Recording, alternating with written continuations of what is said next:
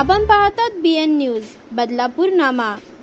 अंबरनाथमधील एका टर्फ चालकाला मारहाण आणि शिवीगाळ करणं पोलीस उपनिरीक्षकाला चांगलंच भवलं आहे। नियमानुसार कारवाई करण्याऐवजी दबंगगिरी दाखवणं पोलीस उपनिरीक्षकाच्या अंगलट आलं आहे। या प्रकरणात तक्रारदार यांना नुकसान भरपाई म्हणून 5 लाख रुपये देण्याचे आदेश राज्य मानवी हक्क आयोगाने दिले आहेत। तर या प्रकरणाची सविस्तर माहिती अशी, डोंबिवलीत राहणारे केवल विकमानी हे अंबरनाथ पूर्वेच्या चिखलोली परिसरात टर्फ चालवत होते। 20 मे 2023 रोजी मध्यरात्री विकमानी यांच्या टर्फमध्ये क्रिकेटचे सामने सुरू होते। या दरम्यान अंबरनाथ शिवाजीनगर पोलीस ठाण्याचे पोलीस उपनिरीक्षक सुहास पाटील हे पोलीस वाहनाने आपल्या कर्मचाऱ्यांसह टर्फ जवळ आले, तेव्हा त्यांना मध्यरात्री क्रिकेटचे सामने सुरू असल्याचं निदर्शनास आलं। मात्र यावेळी पोलीस उपनिरीक्षक सुहास पाटील यांनी टर्फ चालकावर नियमानुसार कायदेशीर कारवाई करणं अपेक्षित होतं। मात्र यावेळी पाटील यांनी दबंगगिरी दाखवत टर्फ चालक केवल विकमानी यांना कानशिलात लगावली, तसेच अर्वाच्य शिवीगाळ करून खेळाडूंना देखील मारहाण केली। तसेच सुहास पाटील यांनी इतक्यावरच न थांबता खेळाडूंना 200 उठाबशा काढण्यास देखील भाग पाडले। पोलीस उपनिरीक्षकांची ही दबंगगिरी CCTV कॅमेऱ्यात कैद झाली आहे। या प्रकरणी विकमानी यांनी राज्य मानवी हक्क आयोगाकडे वकील गणेश घोलप यांच्या मार्फत तक्रार दाखल केली होती।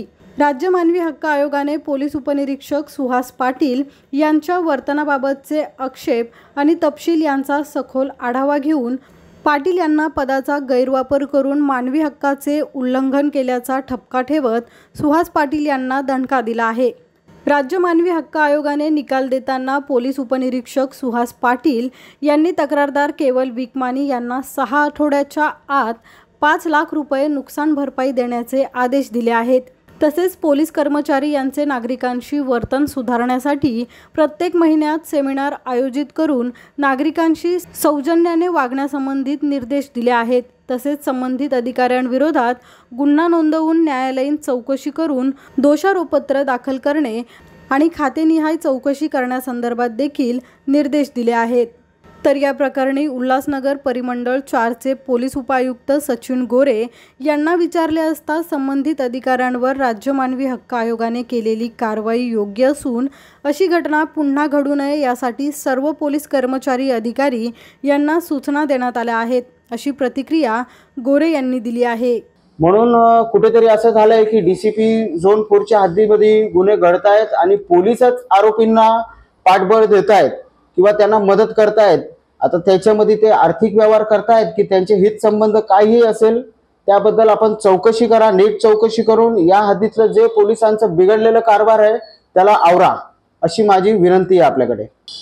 विषय असा आहे की मी मे 2022 मध्ये तो व्यवसाय जो टर्फ आहे तो सुरू केला होता, परंतु डिसेंबर 2022 पर्यंत आपल्याकडे पैशाची कमतरता असल्यामुळे आपण काही कॅमेरे लावू शकलो नाही तिथे वगैरे। तर त्यामधल्या काळात जेव्हा कॅमेरे नव्हते त्या काळात यांनी येऊन माझ्याकडून काही वेळा पैसे पण घेतले, आपण पण त्यांना हप्ता दिलेला आहे, परंतु यांनी हप्ता तर घेतातच परंतु येऊन मारतात, शिवीगाळ करतात, आई बहिणीच्या अश्लील शिव्या देतात।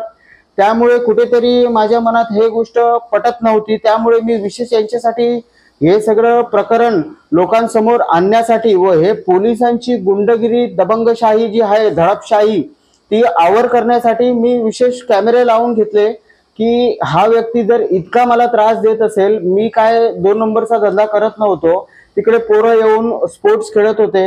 आजच्या काळात जो खेळ आहे त्याला किती महत्त्व आहे, काय आहे ते आपल्याला माहिती आहे।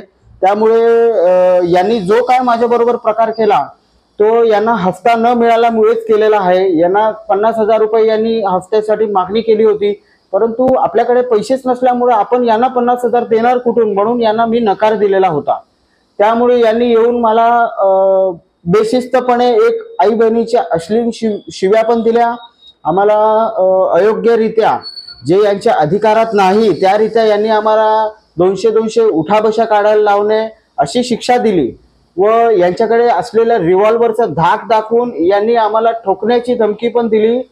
CCTV मध्ये आपण कॅमेऱ्यामध्ये ऑडिओ पण आहे, ते ऐकू शकतात, या बाहेर तुम्हाला ठोकतो असं यांचं स्पष्ट एक वक्तव्य होतं। माननीय राज्य मानवी हक्क आयोगाचे अध्यक्ष साहेबांनी संबंधित केसचा निकाल दिलेला आहे. त्या केसच्या अनुषंगाने त्यांनी जे डायरेक्शन दिलेलं आहे त्या डायरेक्शन आम्हाला प्राप्त झालेले आहेत. शुक्रवारी आम्ही त्या डायरेक्शननुसार पुढील कारवाई करण्यासाठी ACP अंबरनाथ यांच्याकडं सदर प्रकरणाची पुढील चौकशी करण्यासाठी ते अहवाल जो आहे तो सादर केलेला आहे. शिवाय यामध्ये या अगोदरच आपण अहवाल जो आहे पुणे पोलीस आयुक्तांना सादर केला असल्या कारणाने त्यामध्येही आणखी जे मान्य राज्य आयोगाचा जो अहवाल आलेला आहे तर तो अहवालही आम्ही सदर आस्थापनेला सादर करणार आहोत. सर, या निकालामुळे असे जे भ्रष्ट अधिकारी असतील त्याच्यावरती आळा बसेल?